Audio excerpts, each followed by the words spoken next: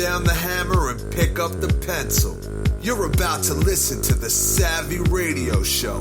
Learn from real-life real estate investors, experience revealed with the Savvy Landlord. What's going on, Savvy as your investors? host. You tuned in. You made the right decision. I'm going to try to bring it for you. I'm excited. If you don't know me, hello. My name is Steven Van Kallenberg. You tuned in to the Savvy What to the Radio Show. And I'm just a regular real estate investor trying to do it big, 1 day, 1 minute at a time. And that's Walkthrough Wednesday. Thanks to my boy Brian for bringing that to my attention that, you need to walk through some stuff. Well, all right. That's what I'm going to do today. Walkthrough Wednesday. So I got a letter from my insurance agent that said, hey, your parking lot and your apartment building is a little rough. Someone could trip on your parking lot. We recommend. All right. Now, when you get a letter from the insurance agent, we recommend, that does not mean you have to do it. So that's a little nugget for you. But anyway, I've had this apartment building for going on 10 years or so, and it's about time for me to do a little upgrade. For one reason is better tenants, make them happy. Another reason is for refi. When someone pulls into the property, it's got a brand new parking lot. And number 3, if I need to sell this bad boy, a brand new parking lot looks money in the bank.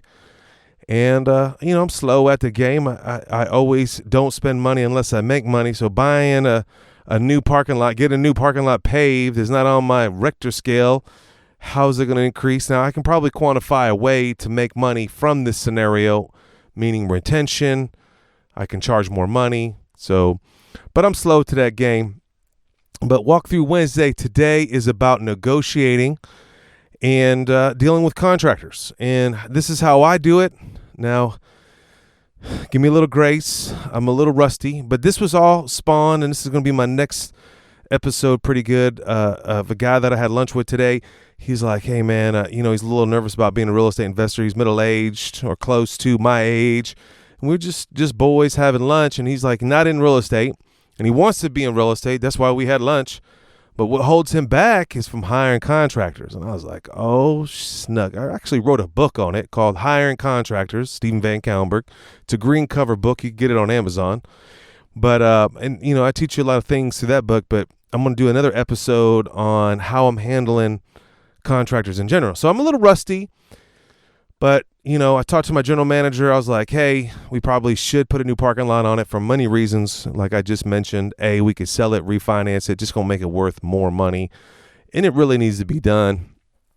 So the first thing you should do always is ask somebody for a referral. Now, you can do this on Facebook. And, I don't think those are necessarily valid. I think they're important. And I think, everybody jumps on the Facebook recommendations and everybody wants business and everybody wants to be known and it's a highlight reel for somebody else. So I don't think it's necessarily the best way to get referrals. I think it's a good way, but not the best way. The best way is talking to someone that owns an apartment building or that's in big construction, commercial, in this case, because this is the project that I'm working on, and ask them. So I called my homie. I was like, hey, I know you do parking lots, and we've talked about this subject before and on other properties that I have acquired that need parking lots. And he's like, this is the guy. I was like, okay. So I got this number from a friend of mine, referral. Called this guy. I was like, hey, got this apartment building. I need a quote to repave the back. And he's like, okay, I'll meet with you. So great. Now when I met this guy, I usually communicate by text message. Reason number 1, why? Think about it. Why do I communicate by text message? It's in writing. You want to keep it in writing. There's no confusion. Plus, all my text messages are backed up every day in the cloud in this thing called Google Drive. And that's on another episode. Maybe I should do an episode on that. If that's something that you want me to talk about, technology, how I do all that jazz, maybe I'll break that one off. But anyway, I do it by text message. And so the guy set a date for 2 days, 9 o'clock. So I get with my general manager. Hey, meet me here. And I get with this rookie dude. Meet me here, 9 o'clock. And I'm going to show you how I handle this contractor and how I negotiate and how I reel them in and how I work this deal.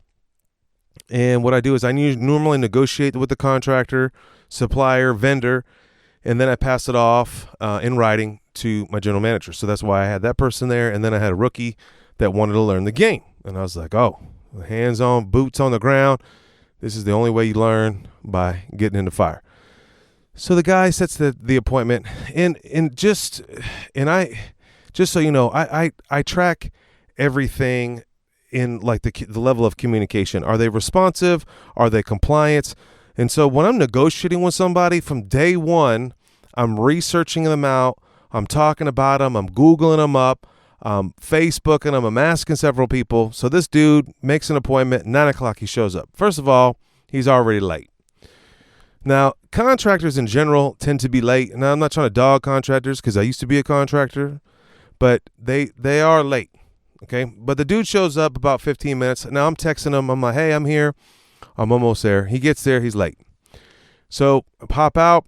The truck is freezing outside. We walk around. I tell exactly, I want this whole place looking like brand new, black, asphalt. I want this little area to be a parking spot. He's like, do you need it striped? Nope, I don't need it striped. This is what I need to get done. Boom.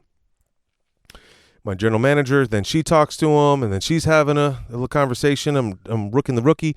Now, you do the push and pull method. You show that you're interested, and then you kind of walk away. You show that you're interested and you walk away, okay?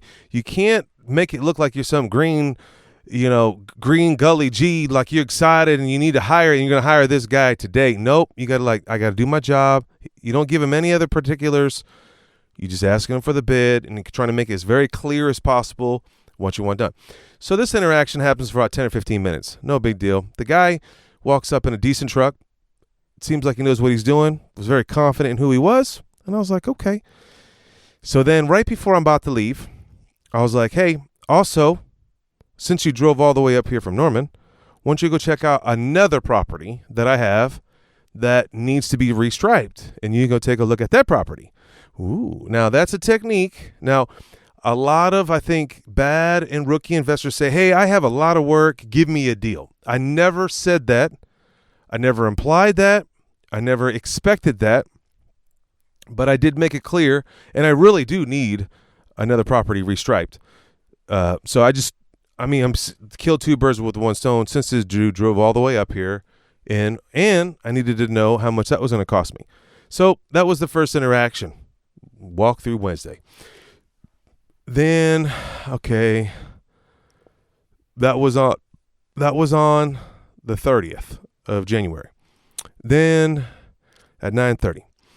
Then the dude at 1 the next day, he goes, hey, Steven, I emailed you the proposal for the 2 jobs. Have any questions, let me know. That was at 11 o'clock. I replied right back with, I'll check it out. Then, so that was on January 31st, 2020. Crickets from there. Now, that's called the push and pull method or the walk away close or whatever way. I'm going to be making stuff up as I roll. You know how I do it, so just be ready. I deliberately waited 2 weeks. One reason is I actually called 2 other contractors that do asphalt to have them come, and that usually takes about a week or 10 days. I had 2 other bids. So let me break the price down. Guy number 1 brought me, that came up, that was a little late, younger guy, kind of knew what he was doing. He was a referral from a superstar that I trust, an investor. He says, this is the guy he uses, and I already in my mind had that inclination in my mind. Number 2 dude came through, the exact same bid, similar pricing. The first guy was $7,600. The second guy was about $8,400. And the third guy was $12,200. Wow. Why is that like that? It was interesting. The most expensive guy had the least information on his bid. Now, the first guy, number 1, the one, the referral, he had his stuff together. He emailed me the next day. That's not typical. Usually, these type of contractors, I'll get it to you. Yeah, a week later, 3 days later, they get it to you. I've never really had one the next day, and I for sure have not had it on the same day. But I understand people are busy. I'm busy. So I was pretty impressed with the bid. No big deal. Now, after my 2 weeks, I gathered the information. I went into I have an office meeting once a week with my staff. We're kind of talking about it. They're like, Steven, hey, have you decided on what you want to do with the asphalt? Now my mind's going crazy. 12,000, 8,000, 7,000. What am I going to do? I really don't need a new asphalt parking lot. I mean, my insurance agent, who's that guy? Like 7 G's. But I was like, I got nothing to lose, everything to gain, and I'm gonna play with this dude. And this is one point I think that I wish I would have learned, and I've seen this today. That's very powerful. You have to make an offer that it hurts you. Don't try to hurt the other person, that it hurts you inside. So he gave me a bid for $7,600. My first inclination is, hey, I'm going to get it done for $7,000. So negotiation tip number 2, you need to know your number. What are you willing to pay? From $12,000, $8,000, $7,000, I'm going to pay $7,000. But I knew I liked this guy and trusted this guy, and he knew what he was doing. And I was already kind of on the fence. I'd pay this dude $7,600. That's okay. But I'm going to try, and I'm going to make an offer where it hurts. So right there, 2 weeks later, the dude doesn't follow up with me. He doesn't call me. I guess he's not hurt for business. I text him. This is exactly what I text him. Yo, his name's, I'm not going to say his name. Let's just say for kicks and giggles, let's say John. John, can you do the overlay for $6,600? And I put the address in there again. Remember, I have not communicated with this dude in 2 weeks. They're busy. Contractors are busy. And then that's my quick text. And my general manager, she's a bulldog. She's like, I got to get this done now. I don't want it on my plate. I was like, okay, I'll handle this right now, girl. Within 10 minutes, this is his text message. Pretty powerful. Not with the condition of the existing concrete and additional into the grassy area. It's going to need to be smoother for me to even pave on it. My price needs to stand at $7,693, period. Sorry. Now, I pause for a minute. I wait 15 minutes. This is all the techniques that I do. I go, just O-H. I hit him with the, hey. And then, literally a minute right after the O, I go, do you need the work? ? And then I wait another minute, and then I say, are you busy and I really don't want to call and ask others for bids since blank gave me your number? So now what happens here is like, hey, I'm focused on you. Now he doesn't know that I've already called 2 other people. He has no idea that I've already have 2 numbers. But what I did is I'm trying to reel this dude in of that I'm serious. And then I threw in the referral to the dude too. Like, hey, somebody you've already done work for referred you. Let's just keep on rolling. So that was at 1:02. The dude replies back 6 minutes later. I've got work lined up, but always willing to do more. I know what your job is going to take to make it right, to do a good job. Now, isn't that interesting? I have not seen that in the 20 years that I've been doing this. 30 years, it feels like it. 20 years. And I haven't really seen this level of negotiating. So for me, on my side, I'm like, wow, this dude has confidence. He better be good in my mind. But he's got confidence. And so far already, I like him. He emailed me the proposal. It was legit. It was detailed. He didn't follow up. That's okay. And he was late. That's okay. But he's very bam on it. So at 1:08 on that day. So I let that slide. I let that marinate for an hour and 20 minutes. Let him think that I'm not. This is the push and pull method in full effect.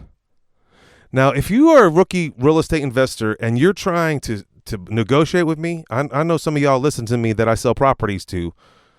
This may not work for you because someone texted me back the other day. I sent a property out to some real fast, something that came up in my lap that I wanted to unload. And one dude, took too long to reply back. Okay, now the market's hot. Don't be fooling around with people. I don't need this parking lot done. I would like it done, and I would like it done for a good price, but I don't need it done. I'm not desperate.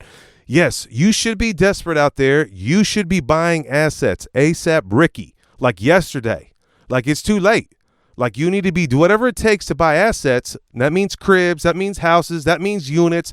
That means something that's going to pay you something every day or every week or every month or however you want to calculate it. You've got to be getting paid ASAP. So I wouldn't be playing around if it's a deal and you're comfortable with the price. Okay. So let's just say, I waited an hour and 20 minutes just to see what would happen. I replied back and I said, I'm trying to budget and I have $7,000 in the bank. Technique right there, ladies and gentlemen. I offered $6,600 just in case extra that I may need for the fence. But if you can do $7,000, which is 10% at a discount, that would help. And we can work around you and your timing to keep your pipeline full. We are not in a hurry. I'm telling you, I'm dripping with all kinds of negotiating techniques in this one text message with the Himashima. Okay. I go, I'm trying to budget. And I have $7,000 now. Now, what that tells you is like, you could kind of translate that to, I have the cash, I have the bank. That sets off people's endorphins that I'm ready to go. I offered $6,000. I gave him the justification of why I lowballed him. And that lowball was $1,000 less. Remember, in the beginning of this whole scenario, it was like, man, you gotta make an offer that where it kind of hurts. You kind of twinge on. Would you take 20 for that, even though they want 100? You got to twinge a little bit. You hear me? And if you really struggle with this negotiating, man, go to the flea market. And if you want to roll together, I rolled on Saturdays and Sundays. I'm at the flea market on a reg. Why? Because I'm working on my game. You got to work. You got to practice this game. If you want to get good at negotiating, you want to get good at contracting, you want to get good at being a real estate investor, you want to be good in whatever endeavor you want to do, you got to practice. You got to have real life participation, meaning, would you consider this? Would you do this? In face, eyeball to eyeball, belly to belly, negotiating. That's how you do it. So I hit him with justification. This is what I have right now. That's why I offered the $6,000. Then I reminded him on a discount, just showing him like what you're really giving me. You're giving me 10% off, and that may not work. That may not. And then I'm like, the timing of the job, meaning I will work around you. Most people that hire a contractor, they want the work done right now. And that's the truth. People, when they're calling a contractor and they're getting a bid, they think that they can start tomorrow. If any contractor that can start tomorrow, that's not the contractor you need to be hiring. Why? Because they don't have work done. That means they're not good at what they do. Okay. Now it's rare that you can get a hold of a contractor and they're ready to jibby jump on tomorrow, but that's not the case. So I want to let them know that and I kind of dripped on them a little bit that I'm a little blue collar too, that I know the game, and we all want to keep our pipeline rolling. Okay. And then I hit him with the last and final. I go, we are not in a hurry. Period. Now, this is where all y'all are going to get real nervous. I sent that on February 13th, 2020 at 2:19. Dude does not respond for 1 day, for 2 days, for 3 days, for 4 days. Dude does not respond. Now, is he playing games with me? Okay. What do you think? Maybe I should stop this right now. No, I know a lot of y'all getting juiced at me about cliffhangers. I just be stopping the podcast. Listen, I'm working on that deal, so don't worry. That's why I have a stop right then. Now, check this out. Now, on my regular meeting, my general manager's on my necks. She's like, yo, what are we going to do with this bid? Are we going to go with this guy or not? Are we going to move on? What's the deal? Now, keep in mind, remember, he was the best qualified guy. He had the best price, and I was willing to do $7,600 and some change. But what did I do? I'm relentless. You got to be relentless. You got to hold to your deal. This is a game. Sometimes you win. Sometimes you get stung. Sometimes you keep going. Sometimes you got to go 200 times to make 200. So I give him the final at 217 at 11:50. I go, okay. Oh, hold on. I go on 217 at 11 o'clock. I said, hey, before I look for more bids, can you do it for 7,000 point blank? This will be my last text. I don't want to bother you. See, what happens is this is the left hook. So I just kind of jab. I go, before I get more bids, jab. Here's the 7,000. Here's my right. This will be my last text. Here's my uppercut. And then I'm going to circle back. I don't want to bother you. Bang. And that was it. 50 minutes later, dude goes, okay, I'll do it for $7,000. If we can do the seal coat on the parking lot at your office, if you have me do it, does it sound like a deal? Now, remember that from the original, I said I'm on 2 properties, and I really don't have a desire to do that other parking lot, okay, at this point in time. It's possible. It's on my radar. I don't like to just be throwing money out. Remember, my first line is I only spend money to make money, and I'm only not throwing out money unless it's going to get a return. And when I'm going to get a return and how fast I'm going to get a return, because I'm a real estate investor. I'm an investor in general. So anytime you lay out cash, what is it going to do for you? Am I going to get a return? When am I going to get a return? How much is my return? Is it going to be worth it? Anyway, so I go, sounds good. I appreciate you. We're ready whenever you are. And then he replies back instantaneously, okay, I'll put it on my to-do list. Okay. For $7,000, I'm on my man's to-do list. That's just, well, anyway, this is Walkthrough Wednesday. Hopefully I clarified all this stuff. Maybe we could take some before and after photos. Probably we will. We document everything, but that's how I do it. And that's just a soft way of how negotiating. But the main key points here is like sometimes you got to make an offer. I wasn't really had to hire the guy, but I just tested my skill. How disciplined will I be? And so you need to do this more and more so you can practice. If you like this episode, give me a shout out on iTunes or on Google. I just got on Google or even Spotify. That would help your boy out. I do have a book on how to hire contractors. You can get it on Kindle. I'm going to get it on audio. I do have the audio on my website, which is savvyinvestors.com. I do not have it on Audible yet. Maybe someday. I don't know. Anyway, I appreciate you. Hopefully this helps you. Whatever you do, go buy assets. Broke? Just tired of making chump change? Learn how to improve your income and build wealth with real estate investing. Investor Weekend is here to help you do just that. Join us for a powerful, knowledge-packed weekend that is bound to enlarge your real estate investments.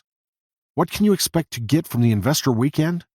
Hear great national and local real estate investors. Learn how to buy rental property, build wealth, and connect with other like-minded people for funding, partnerships, and even hot deals. Whether you're a seasoned investor or never purchased a property before, you don't want to miss the Investor Weekend. Right now, only $98. Go to www.investorweekend.com now to register or to find out more. Thanks for listening to the Savvy Radio Show.